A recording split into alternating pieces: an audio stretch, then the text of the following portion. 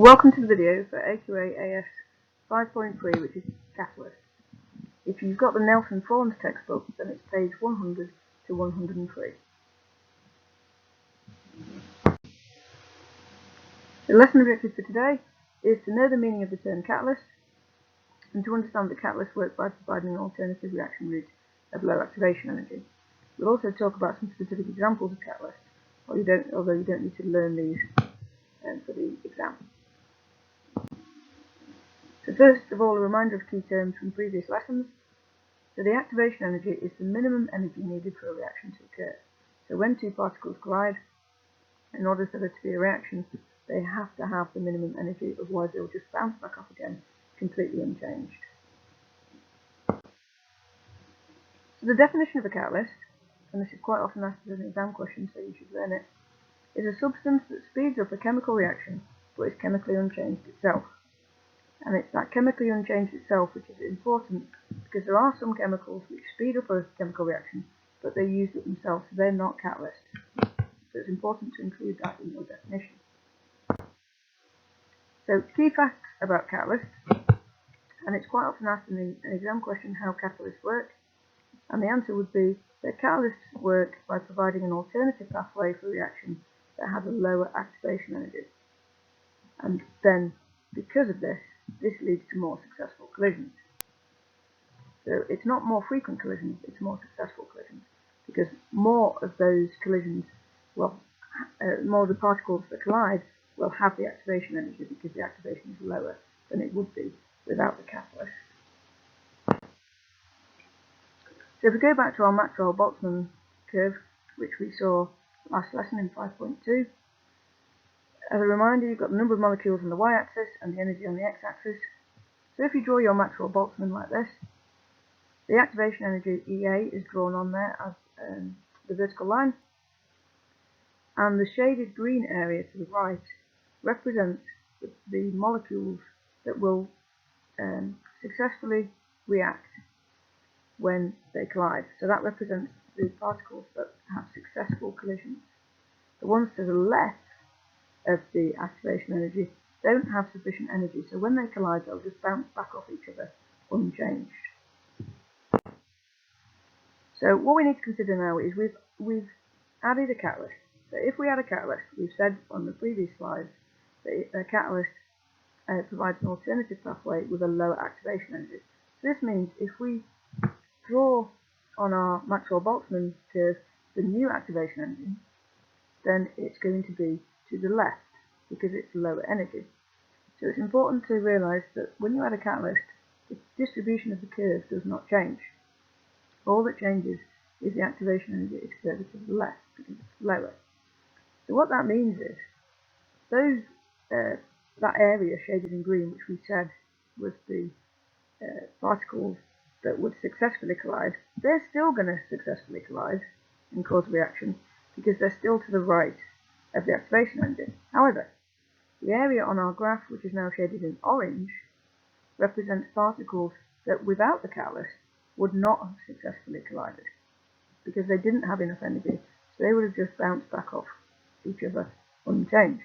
Now that we've added the catalyst, those particles have now got more energy than the activation energy, so those particles will now successfully collide and react.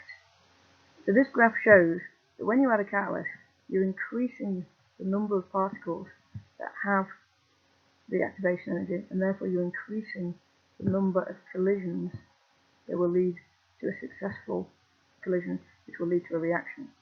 And this is what speeds up the rate of reaction. So a few more key facts. First of all, you've learnt about at GCSE reversible reactions and equilibrium. It's important to know that catalysts don't affect the position of equilibrium in reversible reactions. All they do is mean that you reach the position of equilibrium quicker. And that's because they speed up the forward reaction, but they also speed up the backward reaction. So you don't get any more product, you just get there quicker. Now there's two different sorts of catalysts that we talk about. One is homogeneous catalysts. Now homo means the same, so Homogeneous catalysts are in the same phase as their reactants, and heterogeneous, so hetero means different, so heterogeneous catalysts are in different phases as a reactant. Now sometimes people write states rather than phase, but really we should write phase, because a different phase means they're different states or two immiscible liquids. So it could be solid, liquid, gas, but it could also be two liquids which are immiscible. Because if you've got two different liquids together which don't mix, then the chemicals in one of the layers will not mix with the other layer, and therefore the only place they can meet is on the boundary between the two liquids. So in that case, they'd be in different phases. So that would be heterogeneous catalysts. So here's an example of catalyst. I'm going to skip through these quite quickly because you don't need to remember the details, you just need to be aware of them. So the first one is one we all know and love from GCSE, is the Haber process. Ammonia, of course, is needed for making fertilizers. The equation is written on the slide, and we should know from GCSE that the catalyst is iron. So the catalyst is a solid, the reactant are gases, therefore it's a heterogeneous catalyst. So another example is the Ostwald process for making nitric acid. And nitric acid is used for making fertilizers and explosives, so it's very important industrially. You use a platinum and rhodium catalyst, and again it's heterogeneous because you've got a solid catalyst and the reactants are gases, so ammonia and oxygen are both gases, so therefore it's going to be heterogeneous. So hardening fat is again something that you would have met at GCSE. So when you're making margarines, you take liquid oils and you pass hydrogen over them, and it solidifies, and you end up with margarines. So an example here now, when you're making margarines, it's not ethene, but it's longer chains, but it's easier to represent on a slide. So it's just the alkene reacting with the hydrogen to make the saturated alkane, and we use a nickel catalyst for that. And again, it's heterogeneous because the nickel is a solid and the reactants are either liquids or gases. So cracking hydrocarbon chains from crude oil is another example, and again it's something you've met at GCSE. And if you remember from your GCSE, we use cracking to make smaller hydrocarbons such as petrol, because we get more of the longer chain hydrocarbons which we don't use quite so much, and we don't get as much petrol as we need because we use a lot of it. And so the smaller ones are in higher demand but smaller supply. So we break up or crack the larger hydrocarbons to give smaller hydrocarbons. Now you can't write just one equation for this because it's lots of long hydrocarbons being broken up into lots of different smaller ones. The chain's not always going to break in the same place. But if you ask to write an example of an equation, then remember you're starting with an alkane on the left hand side, and the important thing to remember is on the right hand side, because you're breaking a chain, one of the products is going to be an alkane and one of them is going to be an alkene. And the catalyst we use for this is aluminium oxide, silicon dioxide and zeolite. And again it's heterogeneous because the catalyst is solid and the reactants are normally liquids for the longer chain ones. Another example that again you come across at GCSEs is catalytic converters in car exhaust, and we'll do this in a bit more detail in a bit because we're going to talk about the mechanism of it. But it's useful for removing polluting gases because, as you know, when you're driving along in our car, the exhaust gives out lots of pollution that is bad for the environment. And carbon monoxide and nitrogen oxides are toxic and poisonous, and we don't want them around in our atmosphere, so we want to get rid of them. So we have a catalytic converter, and it converts the carbon monoxide and the nitrogen oxides into nitrogen and carbon dioxide. So nitrogen's fine because obviously we've got a huge percentage of it in the air, so if that was a problem, we'd be totally stuffed anyway.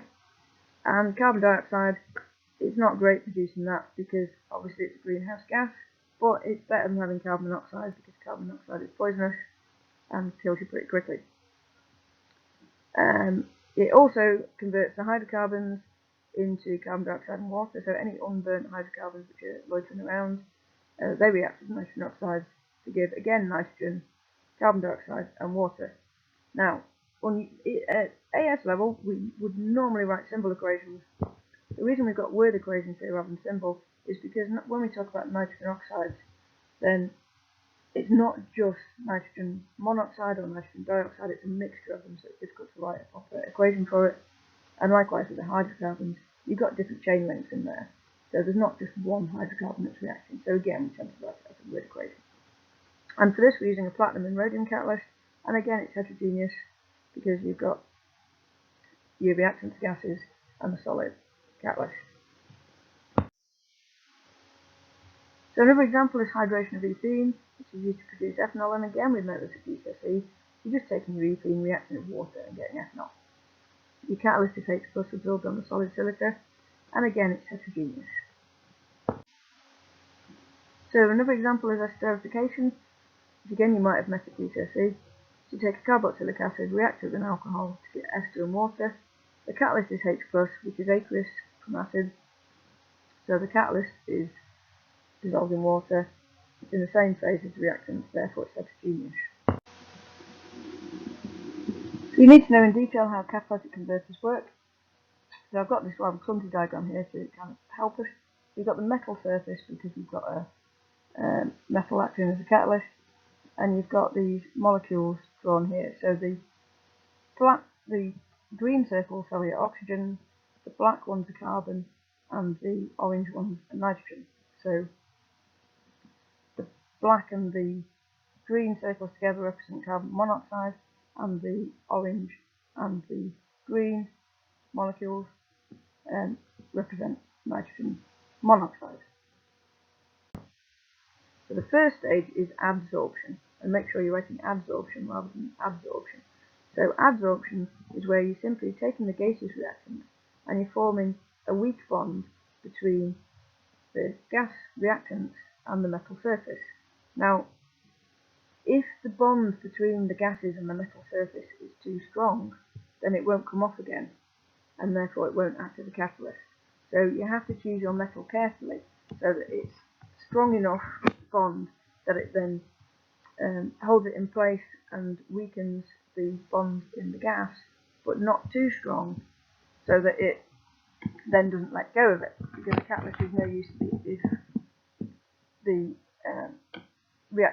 products are not then allowed to leave the surface, because you wouldn't get the reaction going to completion. So once the reactant molecules are adsorbed onto the surface, you can then have the gases reacting with each other. So they're held in close proximity to each other, which allows the molecules to react. As long as they're absorbed in the correct orientation next to each other, they're close to each other, they're held in position, and not just that, but because they've formed a weak bond with the metal surface, the bonds in the molecules themselves have been weakened, so they're easy to break. So once you've got your products, we then have stage 2, which is desorption, which is where the molecules which are weakly bound to the metal surface then come off of the metal surface. And as I said before, if the bond between the gases and the metal surface is too strong, then this won't happen. So that's important for your choice of metal. And then what you end up with is your metal surface is now free, so that more reactant molecules can absorb onto it and start the process again. And you've got your products, which have now desorbed and are now floating around, and they can now pass off into the atmosphere.